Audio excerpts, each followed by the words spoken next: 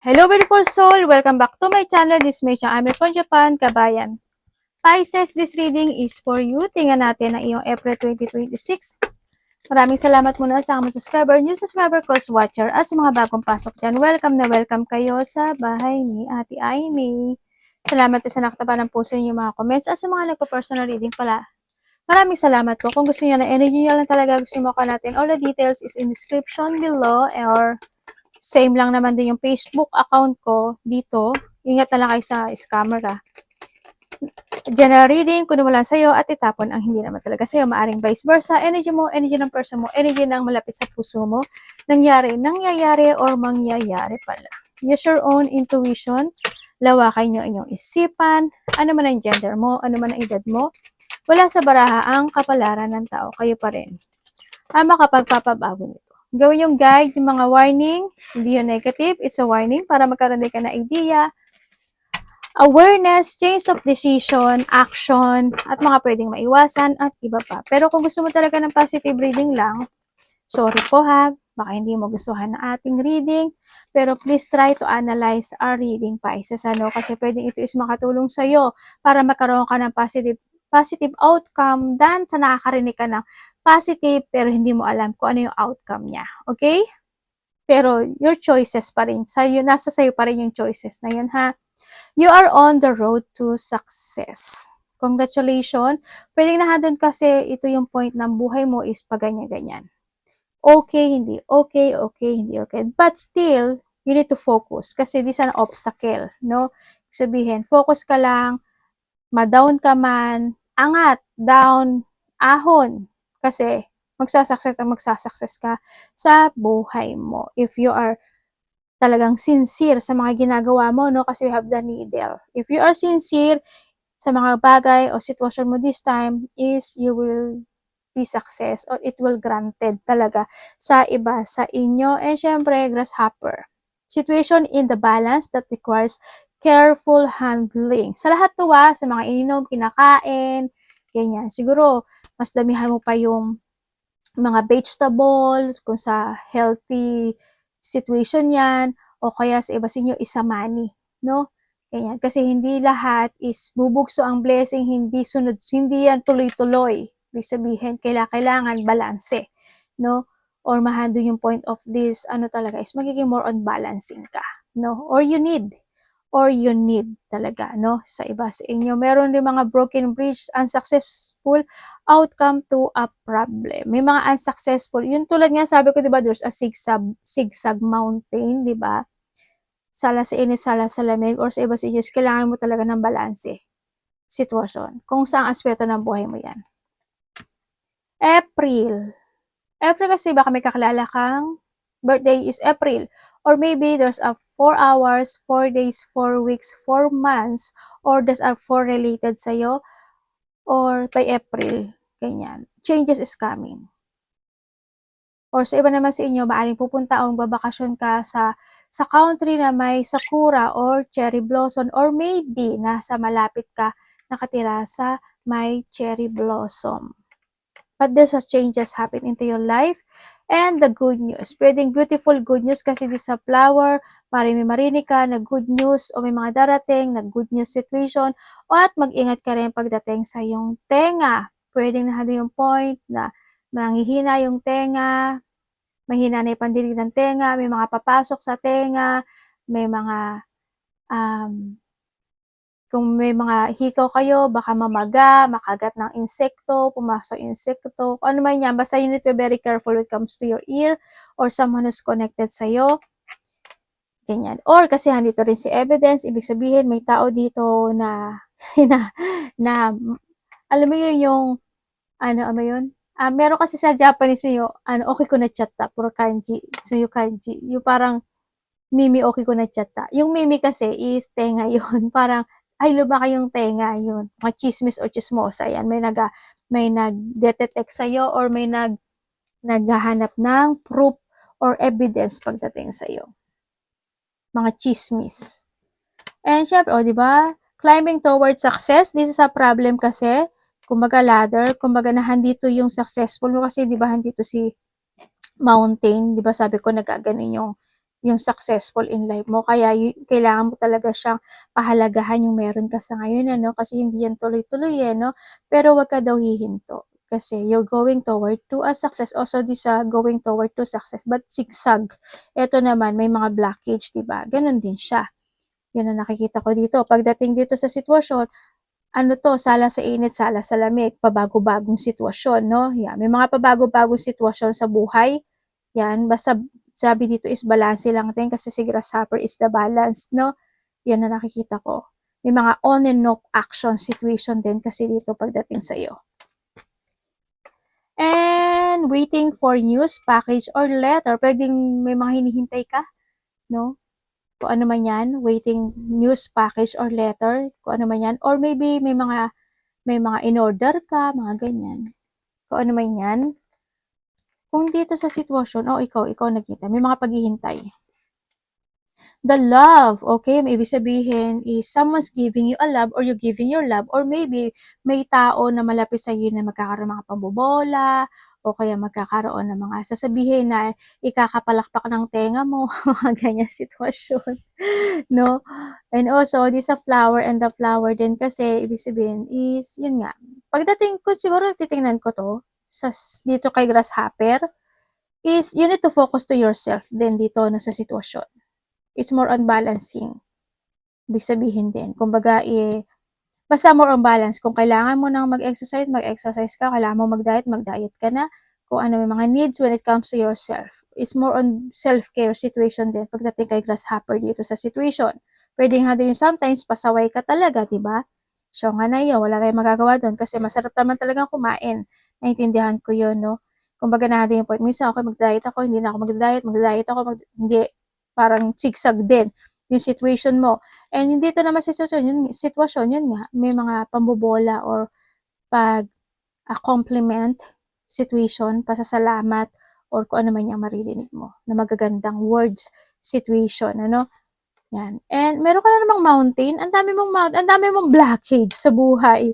Major challenge to overcome. Ibig sabihin, meron kang major challenge na ma-overcome. Halimbawa, meron kang utang, and then natapos na yun, nabayaran mo na, ibig sabihin, it was success, di ba? O kaya, kung ano man yan, halimbawa, sa relasyon, di ba? Kumbaga, binigay sa iyo yung ladder, hello, kailangan mo nang umalis dyan, ganyan, and you will be success. Kasi hindi maganda yung puro problema at hindi maganda yung relasyon, o kaya sa trabaho, o kaya sa mga chismosang palaka, di ba? Mga ganon. Kumbaga, pinatatalikod ka rin sa isang sitwasyon sa buhay mo para mag-success ka more sa sarili mo. Or kumbaga, wag ka magpa-bothered or wag ka ma-distract or ma-disappoint doon. Kumbaga, basta tuloy-tuloy ka lang na doon sa point na yun, ano? Okay, magkakaroon ka ng mga reminiscing from the past situation or magkakaroon ng mga meeting situation. Ibig sabihin is more on reconciliation or communication with someone, pwedeng nandun sa point na yun. Halimbawa, mga reunion, halimbawa, hindi mo sila nakita ng ilang araw, buwan, taon man niya, maaari magkakaroon ng ganon, o kaya is mga makikita-kita, reunion, or pagkikita-kita, union. Mga mareremanizing mo yung mga nakaraan din sa iba sa inyo, and then syempre, handin pa rin yung mga stress situation, o sometimes is malalack of sleep ka, baka night shift ka nga, or konting tulog, pagising-gising, late nang matulog, or maaga magising, or pwedeng sa iba may mga pressure, may mape-pressure ka. Kasi diba sabi ko sa'yo, dalawa yung mountain mo. May mga pressure ka, no? Sa situation mo, pwedeng sa trabaho, sa relasyon, or any situation, baka iba sa inyo, maaring manakit ang iyong mga ulo. Yeah, may mga pananakit o insomnia or headache or may mga yung migraine ba tawag doon? Yun. And syempre, you are a blessing. There's a blessing situation, kaya sandito rin si challenge overcome, di ba? Ibig sabihin, may blessing na darating sa'yo. When it comes to a blessing kasi, is pwedeng may tao na ipapadala sa'yo si universe or si Lord na tao para ibigay sa'yo yung blessing na yun. Ganun. Or pwede rin na ito is magkakaroon ka ng enlightenment in some aspect of your life. Pwede na hando sa point ngayon. Kaya ma-overcome mo si mga challenge sa buhay mo kaya dito rin sila kasi kailangan mo enlightenment na Ganun talaga ang buhay, kailangan may mga darating na problema kasi yun yung pagsubok ang magbibigay sa'yo ng tibay ng loob para malakpasan mo ito at ma-overcome mo yun. Yung mga mountain na yan, ibig sabihin. Kaya enlightenment, yung iba. So iba dito is merong mga fulfillment situation, ano? Malaki man o maliit yan, may mga fulfillment na ma-receive or may mga mangyayaring blessing. And iba dito is may mga gagawin daw kayo na preparation. Hindi ko alam iba ito para you're preparing for something para nando sa point na yon, o may mga pagsasaayos, may mga arrangement or may mga i-arrange, isasaayos, kukumpunihin, a-actionan, mga ganon sitwasyon. Ayan. May mga kinaka-worrying ka, oh. Pwedeng meron kang tao na malapit sa'yo na ikaka-worried mo o ikaka-stress mo. O meron kang mga gagawin na sitwasyon na medyo stress ka. May stress ka or mag-worried ka. Angel's number, maaring related sa yung 0110 or repeating numbers na nakakita ka or 1331. This is a good fortune also is a belief system. Ibig sabihin, ikaw na to, no? Go after what you want. Go after what you want. Unique. There you have a unique, meron ka talagang unique ability, no? Destiny, inspiration, you have a talent, gift, appreciation, and gratitude. There's a bless. You're blessed with a talent and skill that make easy for you to stand out from the crowd. O, ibig sabihin, you have a talent talaga, no? There's a disturbing situation, pero focus lang, no? And the challenge is overcoming. Embrace what makes you different. That's your path to success. Oh, yun daw yung path mo para mag-success ka, kaya andito siya, oh. May mga gugulo sa'yo. Your dreams will soon come true. Congratulations! Kaya wag kang ma-stress, no? Kumbaga, i-build up mo yung sarili mo at mag-focus ka doon sa dreams na yon or sa talent na meron ka ngayon. Kasi yun yung ikaka-success mo sa buhay mo. Kung kinakailangan mo pang pag-aralan, siyasatin, alamin, pag-aralan, gawin mo. Kasi it's going toward to your blessing, to success, at sa, ma-overcome mo kasi siya, no? Yun ang nakikita ko sa iba sa inyo.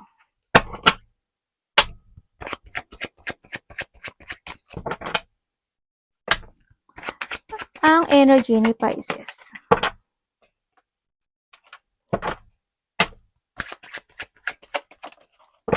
Okay, when it comes sa yung energy, pagdating sa yung energy is, nandito yung point is, you will find peace. Pwede, ibig sabihin is, kung in the past, medyo may mga lungkot, may mga unsuccessful situation, o may mga kinaka-stress ka talaga, is this time is, you will be stable. Nandun sa point na yun. You will find peace.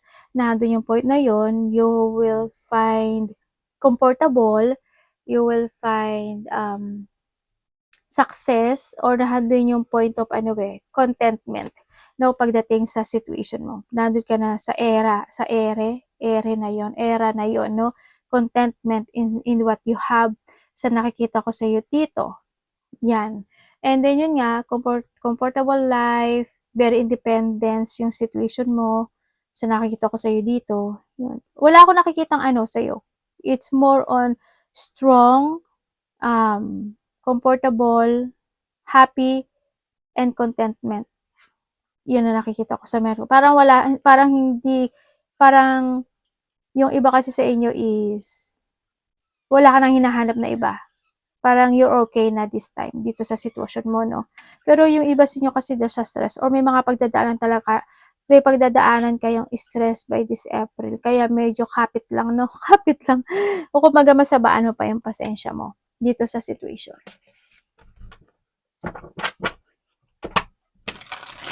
Parating. Ay, teka lang yung ating iPod. Tingin ko pa talaga na ganyan. Oo, syempre. Parating po kay Pisces.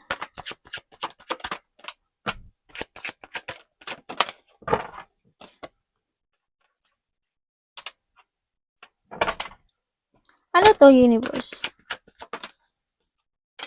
Parating sa'yo.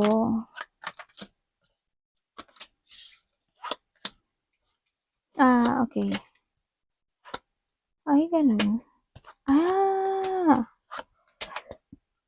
Okay. Parating sa'yo, meron nga, may ikaka-stress ka nga. Kasi ang parating sa'yo is, ang nakikita ko sa'yo dito is magkakaroon daw, parang may isang sitwasyon, either may isang sitwasyon na mabubukas muli, or may taong nananahimik. May taong tahimik, or may taong hindi lang siya nagsasalita, pero bigla siya magsasalita in a bad way. Parang, paano bang ano? Kasi may conflict eh. May conflict, may disagreement, mga ganyan. May mga magtataas ang ego, merong tension, o kaya is merong tao dito na maiinis o maiirita, pwede magsasalita siya or sa iba is hindi siya magsasalita pero handun yung kumaga handun yung pagkainis na doon sa point na yon. Ako nakikita dito. Pero sa iba naman sa inyo is there's a mother figure. Ako nakikita pwedeng isa yon na magkakaroon ka ng conversation when it comes to a mother figure or ikaw ito sa kanya. Vice versahin mo ha kasi no pointed name, hindi mo to personal reading ha. Energy reading tayo. Yun, may mga complicated situation happen. And then also, ang parating sa iyo is, there's a new project situation. Ibig sabihin, iba sa inyo, may mga project na darating. No? And sa iba naman sa inyo is, oo, may mga bagong plano or mga bagong project. Or maybe you have a new idea, situation na i-pursue mo this time. Sa iba dito, project of offering. Sa iba dito is pursuing idea or pursuing something na gusto mong gawin. Yun ang nakikita ko. Parang magkakaroon din sa iba sa inyo ng mga bagong perspective in life. Parang nandun sa point na yun. May mga babaguhin ka in some aspect of your life. And then also is meron daw kang makikilala na mga bagong tao. Yun. Or magkakaroon ka ng mga bagong connection. Sa iba sa inyo ha. Sa iba naman sa inyo is you will become a center of attention. Either pag-uusapan ka, may mga recognition, or nahando yung point of yung iba sa inyo is ano ba to? May mga kung artista ka o kaya may mga YouTube channel, TikTok, Reels, Facebook, o kaya is kung ano mga social media or networking situation ka, may mga bagong supporters ako na nakikita sa'yo. Ganyan. Yun. Sa iba naman sa inyo is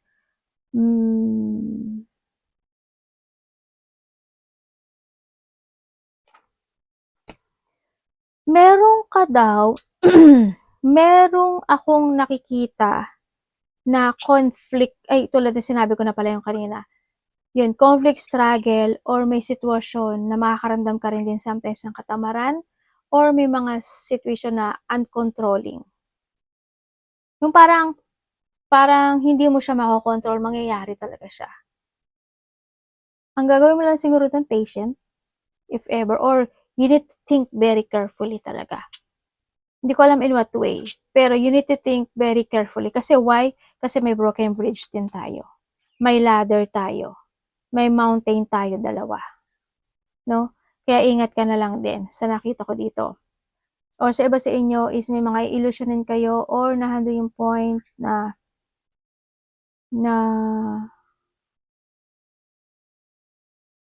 may tao nagsisinungaling eh. Hindi ko alam why.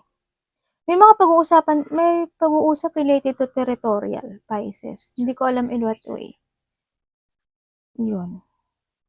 May lalaki ako nakikita. Hindi ko alam kung bibigyan, lalaki or babae, hindi ko alam kung bibigyan kanya ng suporta or advice or ikaw ito sa kanya. Pero may lalaki ako nakikita dito. Yung iba dito, may 5 tao eh. Hindi ko alam kung nagkakasundo ba. Hindi sila nagkakasundo. Hindi ko alam kung away ito o gulo o pagkainis, ganyan. Pero may 5 tao ako nakikita. 5 ba? 1, 2. Actually, hindi lang to 5. Sa iba dito, hindi lang to 5. Pwede rin kasi ito is mga taong hindi ka gusto, mga ganyan. Sa iba sa inyo ganun. Something need to fix ang sinasabi dito. Merong ka bang, iba siya may i-fix ka raw eh. Hindi ko alam kung ano yung i-fix mo. But something need to fix. O may mga bagay ka na naiisip na gusto mong ayusin? Isaayos? Kamusta po yung love ni Pisces? Kasi andito rin si pag-iisip ko. Tapos andito rin yung preparing, di ba? May sasakyan ba kayo?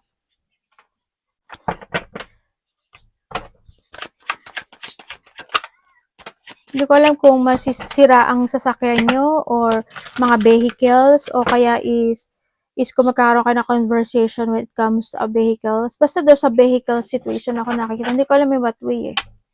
Pwede yun yung kinaka-stress mo? Hindi ko alam eh. Sa iba ganun. Love.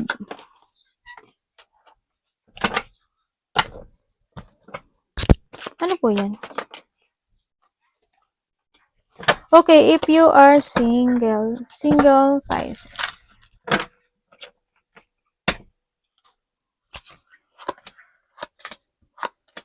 Oh! Single po ba talaga to? Okay, sa mga single dyan. Sa mga single, either ikaw is may nakakausap na, or pwedeng itong tao na to is makikilala mo siya sa isang events. Ganyan. Or sa iba sa inyo is makilala mo siya sa friend to friend, parang ganon. Ay, hindi. May internet ako nakikita rin eh, sa iba, no? Yun. Pero, hinay-hinay lang, ha? Hinay-hinay lang. Huwag ka lang biglaan. Kasi may something. Three of Swords.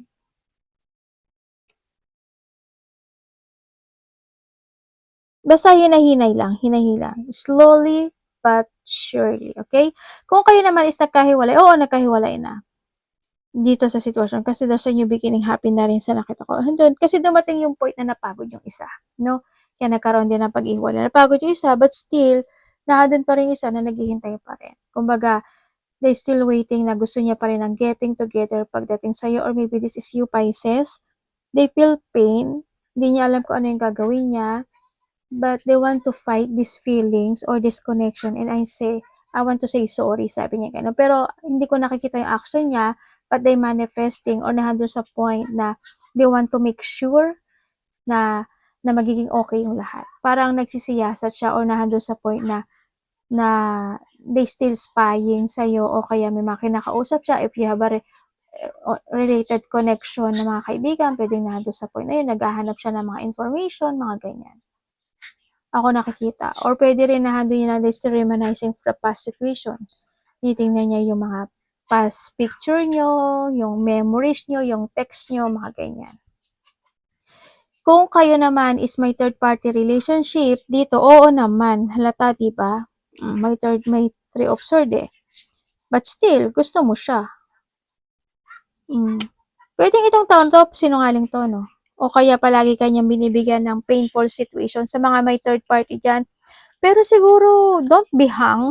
Nakikita ko sa'yo dito kasi maaring matagal na rin naman to sa iba sa inyo. Siguro iba, kung ano, maaring dadating kayo sa point na maghihiwalay kayo.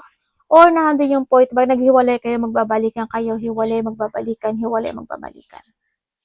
Nandun sa point na yon. Sa iba naman, kung wala kayong third party, pwedeng bago lang kayo nito, tao na to. Kung matagal na kayo, magkakaroon kayo ng mga hindi pagkakaunawa, no, pag-aaway. Well, matagal na naman nangyayari ito sa inyo, no, but you try to make it balance, this connection. Maaaring na sa point na naman sa focus ka na rin sa sarili mo. Kung bago pa lang kayo nito, nandun yung point na hindi pa ganun kalalim. Kumbaga, they care, they love, there's a gentle situation. Kasi hindi ko nakikita nagmamadali. Alam mo yun, they want to make sure, or they slowly, parang they enjoying life to each other. Pero andito kasi si Three of Swords, hindi, parang andun pa lang sa, siguro it's more, they want to getting together. Parang hindi pa ganun masyado kalalim yung gustong connection. Kasi mga bagay na siguro kung magmamatch tayo, tayo. Kung hindi, hindi. Parang nandun sa point na yun. Pero kung matagal na kayo nito, away bati kayo. Nandun na kayo sa point na yun.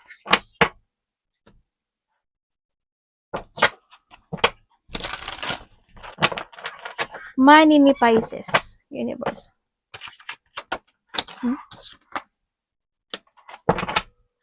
Ano to?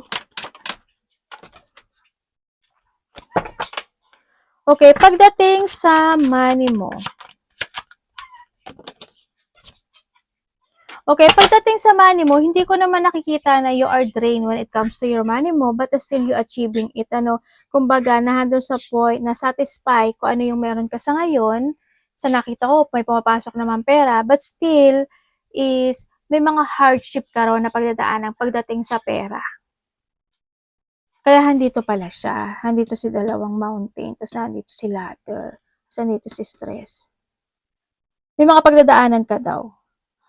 Hardship. May mga hardship situation. Pero, ang sabi dito, merong kang idea or merong project or merong kang gagawin or umpisahan na yun daw yung makakatulong sa'yo to more achieving yung situation mo, na yung want mo. Yun ang nakikita ko. Sa iba sa inyo, maaring financial problem is coming or hardship situation is coming or kung ano yung idea na naiisip mo, bagong trabaho man yan, bagong pagkakaperahan man yan, project man yan, yun daw yung makakatulong sa'yo. Sa iba sa inyo, halimbawa, kung hindi naman kayo nagbago ng trabaho, halimbawa, napunta ka sa panggabi ka, dati napunta ka sa pangumaga, hardship nga talaga yun, di ba? Kasi mas malaki ang sahod sa panggabi, di ba? O kaya naman is, yung oras mo, medyo, dati is kasi sa Japan kasi 12 hours kami nagtatrabaho eh. Hindi ko alam kung sa Pilipinas, 8 hours ba sa Pilipinas? Kasi sa Japan kasi is 12 hours.